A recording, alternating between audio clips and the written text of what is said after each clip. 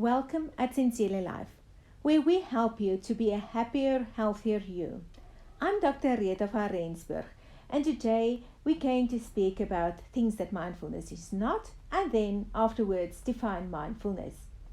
Do you remember John Lennon singing about how life is what happens while we are busy making other plans? Perhaps he was proposing that we choose mindful living over our inclinations to live on autopilot. In our frenzied world, most of us are becoming aware of how little peace of mind we have. We ran ourselves ragged after that dreaded to-do list, and we often do not realize how we got from point A to point B. The World Health Organization warns us that by 2020, depression will be the second leading cause of disability in the world, just behind cardiovascular disease, and anxiety disorders are also on the rise. There seems to be no end to our rushing as a lifestyle, but we know something needs to change. Mindfulness has become a trendy buzzword all over the internet. If you Google it, you get thousands of hits.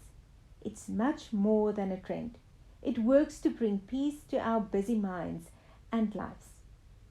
And it has done this for centuries. It is a way of living in each moment. I told you last week that there is scientific evidence that mindful living lets you enjoy a wide array of physical, emotional, and psychological benefits that are truly life-changing. And before that, we agreed that it would be nice to escape our to-do list.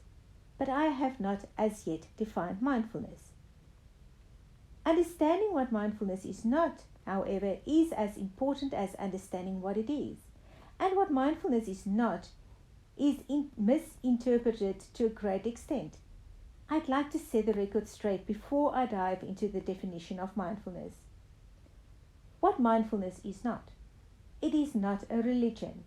Although it originates from Buddhism, it is non-religious and no one owns mindfulness. It is not inherently mystical or spiritual. Mindfulness practices are useful for all people, regardless their spiritual, religious backgrounds or beliefs. It is not only about meditation. While meditation is an awesome and extremely powerful way to practice mindfulness, it is not the only way of becoming more mindful. Mindfulness isn't a synonym for meditation. There are many ways to practice mindfulness. It is not about being perfect. There is no way to do mindfulness wrong. It isn't a technique. Mindfulness isn't something you do. It is a way of being. Being mindful goes back to the idea of living in this moment and the way that you are experiencing it. Mindfulness is not a spectator sport. Even though being present is a simple concept, it's not easy to do. It takes consistent attention to notice where our minds are throughout the day. Mindfulness is a practice for your entire life. It is not about stopping your mind from thinking. This is totally impossible. It isn't about emptying your mind. Minds create thoughts. It is what they are made for, and your mind keeps on generating them even if we happen to be meditating. Rather than clearing the mind, practicing mindfulness means being aware of what your mind is thinking about and bringing it back into the present moment when it is lost in the past or future. Mindfulness is not about escaping, quite the opposite. When practicing mindfulness, we turn towards our thoughts, feelings, and beliefs to consider them with great gentleness and a sense of curiosity. Doing this enables us to watch our thoughts without blame or worry and builds our self-awareness, which makes dealing with problems later easier. It's always good to remind ourselves that thoughts are just that, thoughts. Mindfulness is not time-intensive. As mentioned before, practicing mindfulness is a continuous objective. To live mindfully doesn't require you to set aside a great deal of time. Mindful practice is about doing things on purpose, even if they are sometimes at a fast pace. You will practice it in each moment as you go about your life. No need to go and live in a cave or ashram either.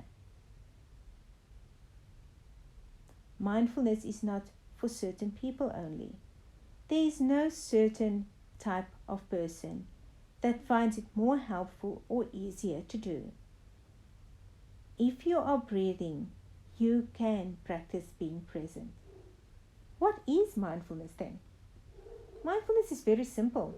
It means being aware of where you are and what you are doing and thinking in each moment. It's paying attention on purpose to what is going on for you right now. Whether you are taking a shower, talking to your spouse, playing with your kids, working a project, or simply doing nothing. But mindfulness involves one further step, the practice of non-judgment. Non-judgment is fundamental to experiencing the deeper benefits of a daily mindfulness practice. It requires that you pay close attention to your feelings, thoughts and actions, sensations of the body, without labeling them as right or wrong, good or bad. Sounds simple, right? However, it's not always easy. Our mind relentlessly goes back into the past, often to fret or brood, or go into the future, frequently to worry. Most of us have families, careers, responsibilities and goals. Your life, like mine, is most likely very active and busy.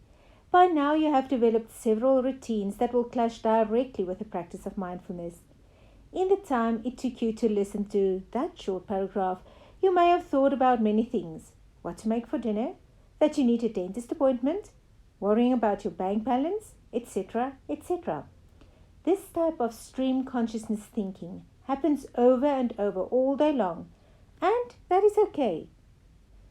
Being present or practicing mindfulness isn't about judging ourselves harshly or thinking about the past or the future. The aim is to gently bring our mind back whenever we notice that it has wandered off to somewhere other than what we are currently experiencing, without being exceedingly reactive. Practicing being present allows us to respond rather than react, to slow down and appreciate the daily wonders all around us, and to be with whatever emotions we are experiencing instead of giving into overwhelm. Practicing mindfulness allows us to experiencing and enjoy our lives fully. Today, right now, is a new moment you have never lived through before. If you can't pause and see that, you really reduce your possibilities for the future. This moment is happening for the first time. It is bursting with potential. If you are trapped by your beliefs and worries about the past, you end up reacting to your life instead of living it. However, by paying attention to the present moment, you can notice when your mind is trapped in the past or future. That is where mindfulness comes in. All this may sound airy-fairy. There are time-tested techniques that we can use to encourage our minds to remain present and mindful. These techniques are not difficult, require no special equipment, and you can do many of them anywhere, anytime. But we will start diving into them next week. For now, consider being present a worthwhile pursuit. After all, you are busy, and you don't want to add one more thing to your life unless it's going to help you to live a much happier and healthier life. From us at Zenzile Life, have a joyful week.